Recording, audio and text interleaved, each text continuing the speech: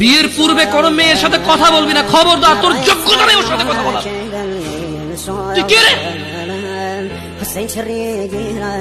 বামন হয়ে চাঁদের দিকে হাত বাড়াবি না।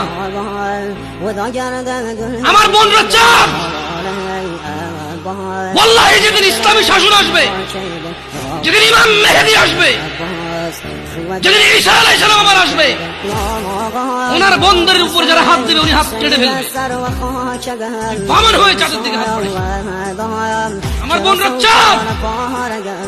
ইসলাম মেয়েদেরকে চাঁদ বলেছে আর তোকে বামন বলেছে। বেটা তুই বেটা ছেঁড়া খাতায় শুয়ে লাখ টাকা স্বপ্ন দেখিস, বিয়ের আগে মেয়ের হাত দিস?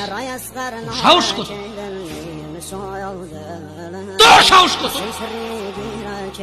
তুই জানিস না মুহাম্মদ সাল্লাল্লাহু আলাইহি সাল্লাম বলছে নেক স্ত্রী দুনিয়াতে যা আছে ওর চেয়ে বেশি উত্তম।